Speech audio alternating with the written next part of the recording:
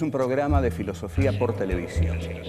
Ustedes se preguntaron por qué estamos aquí. Yo existo porque pienso. El hombre piensa. Es el lugar en el cual todos los saberes son pensados. Descartes es un héroe del pensamiento. Es difícil enfrentar las grandes Es cuestiones. un libro de Jean-Paul Sartre, Crítica de la razón dialéctica. Esta es la historia de la filosofía de Hegel. Eterno. La filosofía es la totalidad de lo real, porque piensa. La totalidad de lo real. Encuentro 3. Derivaciones de Nietzsche. ¿Perder la razón? ¿Cuál es el origen del malestar en la cultura? ¿La historia es racional? ¿Existió Auschwitz? ¿Existe Dios?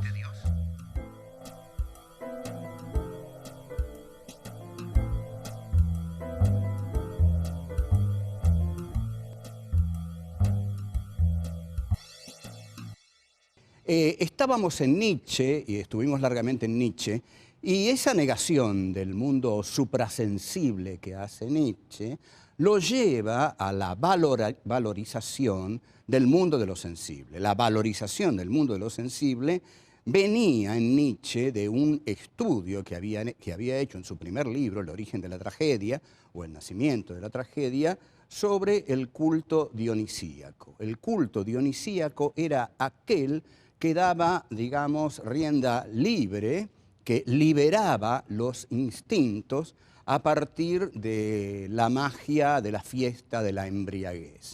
En esa liberación de los instintos, el hombre se atreve a algo realmente peligroso: perder la centralidad de su yo, perder la centralidad de su racionalidad y entregarse al mundo de lo instintual, de lo instintivo.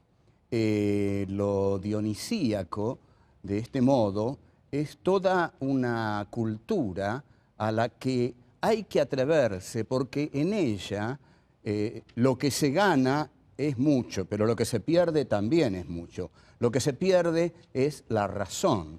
Y ustedes saben que esta frase de perder la razón es una de las frases que expresa la locura. Entonces, la fiesta dionisíaca es la fiesta de lo instintivo y la fiesta del sofocamiento de la razón. ¿A dónde vamos luego de esto? Por supuesto, el que ha tomado de aquí a manos llenas es el maestro vienés, o sea, Sigmund Freud, que es este señor, no sé si ustedes lo ven bien, es el maestro vienés, es el señor cuya frase fundamental para mí es: un cigarro a veces es un cigarro, cosa que debemos entenderla muy bien porque, bueno, del psicoanálisis no vamos a hablar mucho, aparte les confieso, yo conozco el psicoanálisis más desde el diván que desde los libros, pero Sigmund Freud abrevó profundamente en el pensamiento de Nietzsche. Toda esta exaltación de lo instintivo a la cual el hombre accede a través de la festividad dionisíaca y de la embriaguez es el hombre que se libera de todas las ataduras que la sociedad le ha puesto. La sociedad ha maniatado a los individuos para permitirles vivir en ella. Por ejemplo, si nosotros pensamos en el surgimiento del Estado moderno, en Hobbes, en el texto de Hobbes, el Leviatán, ahí todos los integrantes de lo anterior al Leviatán, del mundo anterior a la constitución del Estado, vivían en un estado de guerra permanente y en el cual, en ese estado de guerra permanente, Hobbes define como guerra de todos contra todos, y el hombre es el lobo del hombre, homo homini lupus. Como el hombre sabe que es el lobo del hombre, le entrega al Estado su voluntad. Entonces, el contrato consiste en que para evitar la guerra de todos contra todos, todos le entregan al Estado la decisión sobre todos. Así se establece el contrato entre el Estado y sus miembros a través del Estado hobbesiano. Pero ese Estado burgués que Hobbes delinea nace justamente sometiendo, sofocando, maniatando a los hombres, porque si se los deja sueltos, se matan entre ellos.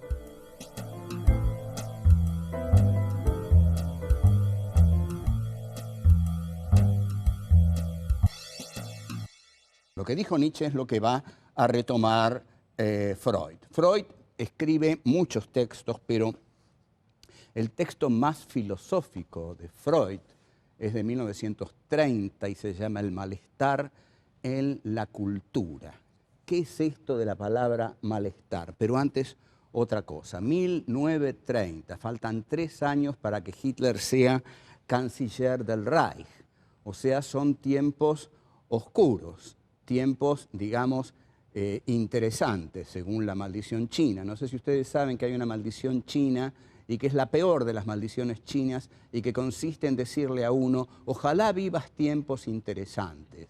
En la Argentina hemos vivido demasiados tiempos interesantes, es hora de que vivamos tiempos un poco aburridos, pero los tiempos interesantes son los tiempos más terribles, más agitados, más macabros de la historia. Esa era una historicidad muy interesante la que estaba viviendo Freud, era el fin de la República de Weimar, era el fin de Hindenburg, era el ascenso de Hitler al poder en 1933, y ahí, en medio de ese marco indudablemente pesimista, es que Freud escribe El malestar en la cultura. Y este malestar es el siguiente: la cultura, para poder realizarse, tiene que sofocar los instintos primarios, primitivos, esenciales del hombre. Los instintos que naturalmente surgen del hombre, la sociedad los tiene que sofocar, los tiene que maniatar para poder construir la cultura.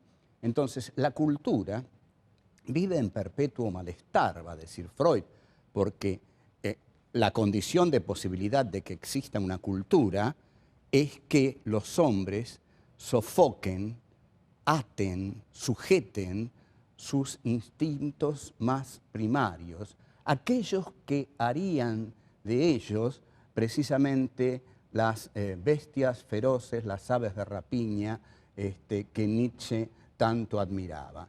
Para el hombre de la cultura que describe Freud, el dionisismo nietzscheano está sujetado, atado, sofocado. Usted no va a ir a ningún festín dionisíaco. Usted se queda en su casa, va a trabajar, y esto es la cultura se hace así. Entonces, la cultura, dice Freud, se basa en la represión. Todos tenemos que reprimir nuestros instintos para que la cultura pueda realizarse. Se basa en el sofocamiento y hay un instinto que sobre todo es el que va a decir Freud, es el que hay que reprimir, y es el instinto sexual. El instinto sexual es el instinto fundamental que el hombre tiene que reprimir. Ahora bien, todo esto no es algo que no tenga consecuencias. Reprimir todo esto genera la neurosis. O sea, el hombre de la cultura es un neurótico, porque ha reprimido en él sus instintos fundamentales y sobre todo el principal de ellos, el instinto sexual. Marx y Freud y Nietzsche van a ser los que más van a cuestionar ese cogito cartesiano que vimos al comienzo de nuestros encuentros. Porque ustedes observen que Freud aquí va a decir, ¿qué cogito cartesiano? ¿De qué pensamiento me está hablando Descartes? Si lo que yo veo es que ese pensamiento hecho razón y hecho sociedad burguesa, lo que hace es maniatar a los hombres hasta sofocar y eliminar en ellos sus instintos primarios, los más ricos, los que harían de ellos seres plenos, vitales, saludables, entregados a la gloria de la vida. Por el contrario, están sometidos al malestar de la cultura, a la vida gris de la cultura. Es decir, matan en ellos lo más exaltado, primario y valioso que podrían tener. Si los hombres, librados a sus propios instintos, se matan entre sí, hay que imponerles la cultura para que puedan vivir juntos. Pero al vivir juntos significa este sofocamiento de sus instintos.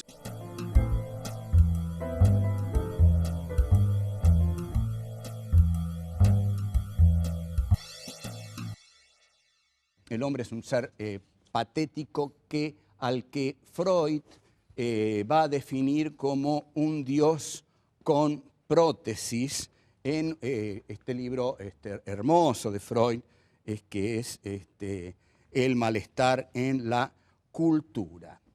Esta idea de un Dios con prótesis es muy interesante para pensarla actualmente, porque un Dios con prótesis lo que hace referencia aquí Freud es a la técnica. La técnica es la prótesis del hombre. Las prótesis del hombre son justamente los poderosos instrumentos técnicos de los que se vale para devastar la naturaleza, para hacer las guerras, para incluso instaurar los campos de exterminio. El hombre no es una criatura tierna, ama a tu prójimo como a ti mismo. Al contrario, el hombre es una criatura belicosa, con instintos de agresividad muy poderosos, y efectivamente el hombre es el lobo para el hombre. Entonces Freud encuentra dos elementos fundamentales en el hombre, que son el eros y la pulsión de muerte.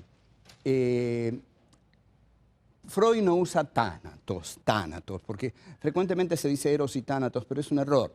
Freud habla de la pulsión de muerte. El eros es la fuerza del amor y la pulsión de muerte es la fuerza de la destrucción. Lo que va a decir Freud es que estas dos potencias que están en la interioridad del hombre se enfrentan constantemente. Y lo que va a decir es que las pulsiones instintivas son más poderosas que las racionales, y que él ve que este mundo está cada vez más dominado por la pulsión de muerte. Desea que el eros pueda imponerse, porque el eros es la fuerza del amor, pero que ve con enorme desazón que la pulsión de muerte triunfa una y otra vez sobre el eros. Enorme influencia en Freud y en Nietzsche tuvo Fyodor Dostoyevsky, que escribió un libro, Memorias del subsuelo, que es realmente una de las cumbres del pensamiento. Recomiendo su lectura fervorosamente. Es un libro pequeño, en el cual Dostoyevsky dice que el hombre propende a la destrucción y al caos, que si 2 más 2 son 4, 2 más 2 son 5, y eso le place más, le gusta más. Ustedes observen que 2 más 2 son 4 es lo apolíneo, 2 más 2 son 5, es ya la irracionalidad dionisíaca. Dostoyevsky también dice, en Memorias del subsuelo, de la historia se puede decir cualquier cosa menos que es prudente, y de algún modo la dialéctica hegeliana, y esta es la crítica que le va a hacer la Escuela de Frankfurt, en la que ahora vamos a entrar, la crítica que le hace la Escuela de Frankfurt a Hegel es que la dialéctica hace de la historia algo prudente, porque establece un telos, una finalidad, una teleología en la historia. La historia se desarrolla racionalmente. Como vemos, a este desarrollo racional de la historia, Marx, Nietzsche, Freud y Dostoyevsky la han castigado muy severamente. Pero yo diría todavía que con más fuerza Nietzsche y Freud han castigado la racionalidad en la historia, porque Marx incorpora mucho hegelianismo en su concepción de la historia. Ahora, hay en el siglo XX una escuela a la que se le llama la Escuela de Frankfurt, que viene a repensar todos estos problemas desde una perspectiva ya definitivamente trágica. En 1940, Theodor Adorno y Max Horkheimer trabajan en California un texto que finalmente va a llamarse Dialéctica del Iluminismo, que terminan en 1944 y se publica en 1949. La Dialéctica del Iluminismo tiene un pasaje de profunda, pero profundísima influencia nietzscheana o freudiana. Ahí brillantemente, Adorno y Horkheimer trazan la parábola de Odiseo. ¿Qué hace Odiseo? Odiseo sabe que en determinado momento su barco, con el cual retorna a su hogar, va a pasar por una zona en la cual están las sirenas. Estas sirenas cantan y parece que su canto es tan embriagador que enloquece a los hombres. Entonces, ¿qué hace Odiseo? Odiseo pone cera en los oídos de todos aquellos que tienen que ir remando para que su barco avance, y ordena que a él lo maniaten a un mástil. O sea, se hace atar. Este es el hombre de la cultura moderna. El hombre que se hace atar para no permitirse enloquecer entregándose a sus instintos. Ustedes observen la riqueza del pensamiento de Nietzsche, la riqueza del pensamiento de Freud, que aquí surge en uno de los pasajes más brillantes de Dialéctica del Iluminismo y que reinterpreta la Odisea de Homero. O sea, entonces, Odiseo se hace atar al mástil, tal como el hombre moderno se hace atar, sujetar a tantas cosas para que la cultura sea posible. Entonces, se hace atar al mástil y escucha el canto de las sirenas. Pero si bien enloquece, no va hacia ellas, porque sabe que ir hacia ellas es perderse, extraviarse para siempre, dejar de ser un animal racional. Entonces, esta parábola de Odiseo es la que usan Adorno y Horkheimer para mostrar que la razón humana esclaviza a los hombres. Pero van a mostrar algo mucho más terrible. Lo que van a decir Adorno y Horkheimer, y con esto se inicia una línea de meditación muy profunda en el siglo XX, es que esa razón, que si bien surge en Descartes, por supuesto, se consolida en la razón iluminista durante la Revolución Francesa, la época de las luces, la época de la diosa razón, la época del iluminismo. Entonces, lo que van a decir Adorno y Horkheimer es que esta razón, que dijimos que era la razón del capitalismo que surgía con Descartes y que triunfa con la Revolución Francesa, esta racionalidad de la Ilustración, van a decir, tiene una dialéctica. Y esta dialéctica lo que hace es, en efecto, lo que mostraron Nietzsche y Freud: encadena a los hombres, aniquila sus instintos y los somete a las reglas de la razón capitalista burguesa. Pero, van a decir, esta razón finalmente lleva a un enfrentamiento tan trágico, tan cruento, tan despiadado, que lleva finalmente a los campos de exterminio.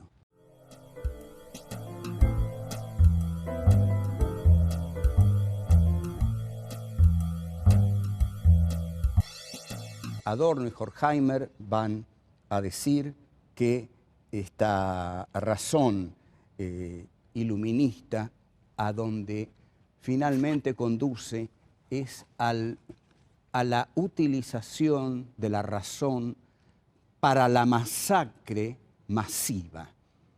La masacre masiva generalmente se cree que se hace en medio de la pasión, de la pasionalidad, del odio, pero no es así. Lo que van a decir Adorno, Horkheimer, lo que va a decir Hannah Arendt, lo que va a decir Paul Celan, lo que va a decir Primo Levi, lo que van a decir todos los filósofos que van a pensar hondamente el Holocausto, es que justamente el Holocausto se realizó por medio de la razón como instrumento de el masacramiento de los cuerpos de los campos de exterminio.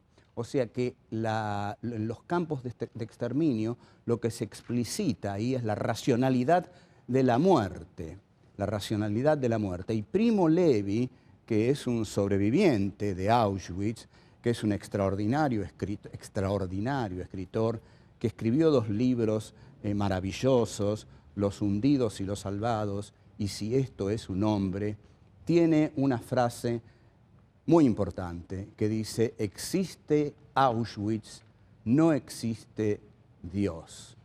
Es una versión diferenciada, mucho más dolorosa del Dios ha muerto de Nietzsche, pero lo que está diciendo Primo Levi es justamente eso: ¿cómo pudo existir Auschwitz si hubiera existido Dios? Entonces dice: existe Auschwitz, no existió Dios. Y cuando Hannah Arendt habla de la banalidad del mal, lo que está diciendo es que justamente la razón del capitalismo burgués se pone fríamente al servicio del exterminio y que el burócrata del crimen, el burócrata de la masacre, que es Adolf Eichmann, hace el mal sin pasión. Esta frase extraordinaria, el mal sin pasión, es de Sarmiento en El Facundo. Sarmiento decía que Rosas hacía el mal sin pasión.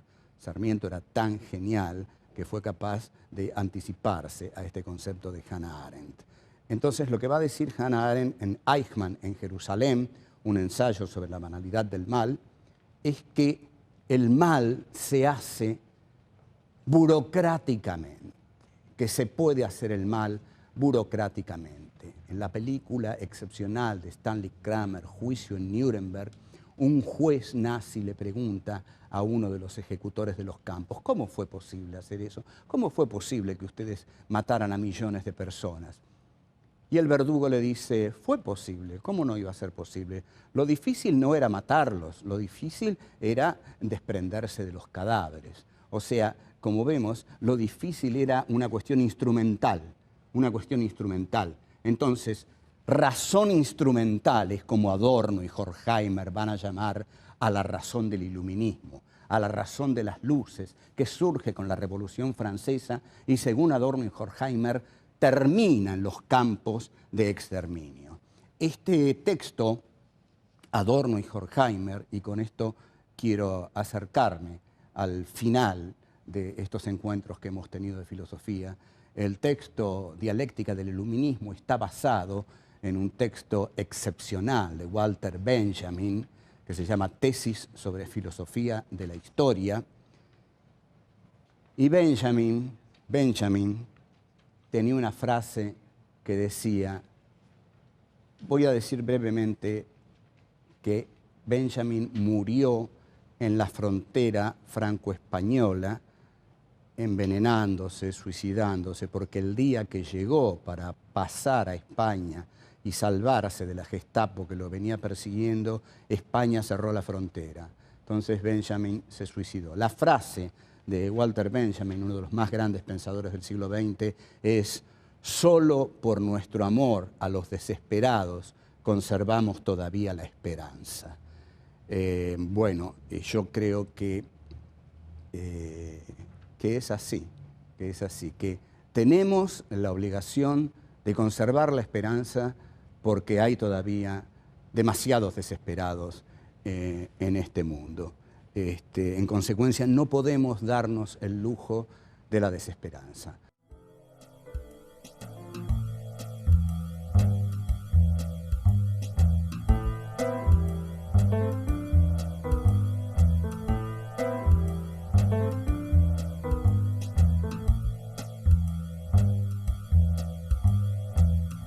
Si los hombres, librados a sus propios instintos, se matan entre sí, hay que imponerles la cultura para que puedan vivir juntos.